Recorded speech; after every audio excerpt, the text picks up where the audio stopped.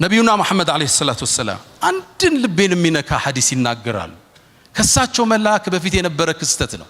ሰሒህ ሙስሊም ላይ የተዘገበ አቡ ሁረይራ ያስተላለፉት ሐዲስ ነው። በይነማ ረጁሉን ይላሉ አንድ ሰው ድርቅ ባለ ምድረ በዳ ሲያልፍ ጉሙን ከላይ መላእክት ሲጣራው ሰማሉ ነብዩ አለይሂ ሰላቱ ወሰለም። ሰሒህ ሙስሊም ያለ ሐዲስ። አንተ ደመና ሆይ የገሌን ማሳ ሄደህ አጠጣ ይለዋል። ልብ በሉ ሐዲሱን ልብ በሉት። የገሌን ማሳ ሄደህ አጠጣ ተብሎ ለደመና ትእዛዝ ይሰጣል።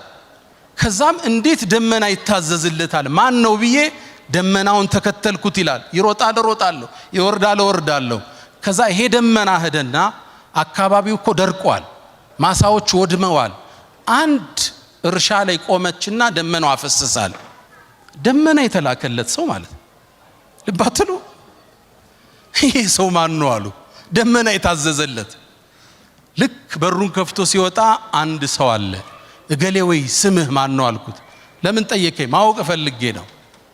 ስሙን ሲነግረኝ ለደመናው የተነገራት ስም ነዋል። የገሌን ማሳ አጠጭ ይላል። ደመና የታዘዘልህ ለምን ጠየቀኝ?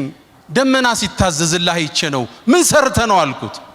አንድ መልስ መለሰ። ነጋዴዎች ስሙት። እኔ አለ ትርፍ ሳተርፍ ከ3 ከፍለዋለዋል። 33%ቱን ሰደቃ የአላህ ነው የኔ አይደለም አለ።